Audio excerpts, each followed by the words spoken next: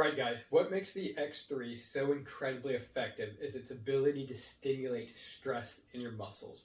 We do not move our body in the same way that we do with traditional weightlifting or calisthenics, or using this idea of the only way to build real strength is to move through a full range of motion. That's all made up arbitrary crap. When we're using the X3, we have a system of maintaining constant tension through these sets, and you're only going through one single set. Why? Basically, you have a representation of good value for the amount of stress that you're doing. So the way I look at it is being foot pounds. If you're not familiar with foot pounds, let's say I have a barbell right in front of me that weighs 100 pounds or 100 kilos. It can be foot kilos. That makes sense. So let's say I have a deadlift. For the sake of the example, let's say that my range of motion on the deadlift is exactly 1 foot. So I'm going to pick up 100 kilos 1 foot into the air. Let's just say that is 1 foot, and then I put it down. When I pick that up, at the top, I've done 100 foot-pounds of work. That's how I measure foot-pounds. We'll just say 100 pounds from now on. So I pick up a 100-pound barbell, 1 foot. I've done 100 foot-pounds of work. I do a second rep. I've done 200 foot-pounds, 300 foot-pounds, 400 foot-pounds. So I have a representation of basically stress on my body now. With variable resistance, though, because we're using a band, the amount of force you can subject your body is significantly more. So let's say I do 10 reps with the light gray band. My goal the next time I do the workout is to do 11 reps or more. I'm trying to increase the amount of stress that I'm doing.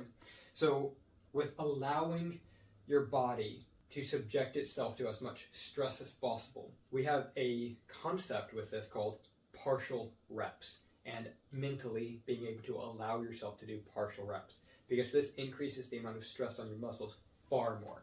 So let's say, because I have a CrossFit background, both as a CrossFit athlete and a CrossFit coach, and for enforcing things like full range of motion, what we need to understand about full range of motion is it is a judging standard.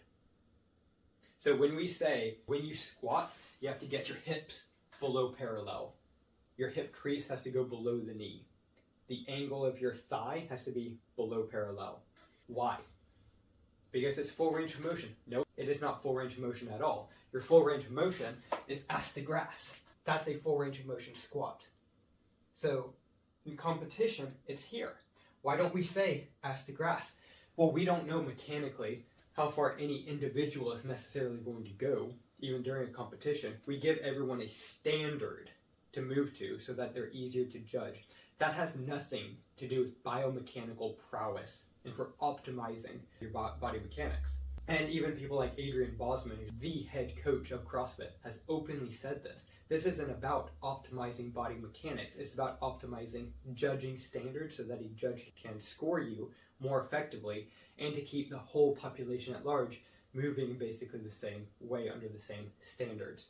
That's what it's about. It's not about maximizing strength. It's not about maximizing force potential in your muscles or for joint health or anything like that. It's not about that. That's not part of this conversation. It's entirely about, can you adequately judge your movements to give you an arbitrary score? That's what that's about. This is different. This is about optimizing biomechanics and joint angles and such to increase the amount of force on your muscles and stress on your muscles as much as possible. So, partial repetitions, what does this mean? I'm going to use foot-pounds just a way of demonstrating a score, but when I show the video showing the force bar, it'll make sense for the movement that I'm doing in that. So I get ready for it. So this is my full range. I touch the bottom of my ribs. Why? Because this range of motion allows me to maintain time under tension, so I don't go so low that the band gets tense or that I lock out my elbows. Sorry, I don't go so low that I lock out my elbows, and I don't go so low that the band becomes slack like it does down there. So I have a slight pull on it to begin with. That is the lowest point of my pull, and it's same rule for every single movement. Why don't I go any higher than that? Because if I go any higher, my elbows will start to come forward. And so now the tension transfers onto my skeleton and away from the muscle. So my muscles actually lose tension the higher I go in the bicep curl. So if we are working with the understanding that I have to bicep curl to the highest range possible, which is up to my shoulders, garbage. You don't have to do that at all. So I'm working through, this is my full range. Now eventually I'm going to hit a point of saying, let's say I just hit 20 reps, I can't pull up that high anymore. Now I can pull right above the belly button. A lot of people will say, that's not full range, I'm done. But guess what? I can actually keep working. And even though let's say I got to a score of 5,000, and every rep was worth 500 points or whatever, as I go through here, now every rep is worth 250 points. It's still going up. Now I'm only pulling to just below the belly button. Every rep is still worth 100 points. I can still knock out an extra 10 reps and increase the amount of stress on my body. Because that's what we're doing. The more I can increase the stress, the more I can create a stimulus for adaptation. Now, if I had a score on those dry curls for 8,000, that's the amount of foot-pounds that I did, right? Just as a concept. If I try to do another set, because I worked to absolute fatigue, I went to a point of, I can no longer pull the bar anymore because I'm so bloody exhausted. Even if I wait 20 minutes, I try to do that again, I'm not going to get anywhere near that level of fatigue because I'm too exhausted. I'm going to need another day or two to do that again and to go above that level. So if I do one set and I go to, just for ease of numbers, I go to 10,000, that's my score. This is what my body's going to adapt to. If I do another set and I go to 6,000, well, my body's going to adapt to that. That was not necessarily a wasted set. If I do another set and that goes up to 4,000 points, well, my body's still just going to adapt to that 10,000 that I did before.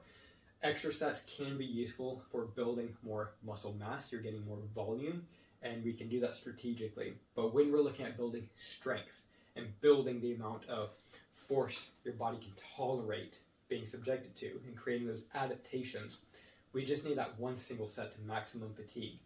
So when we're using the force bar, so let's go ahead and see what this actually looks like with me using the force bar.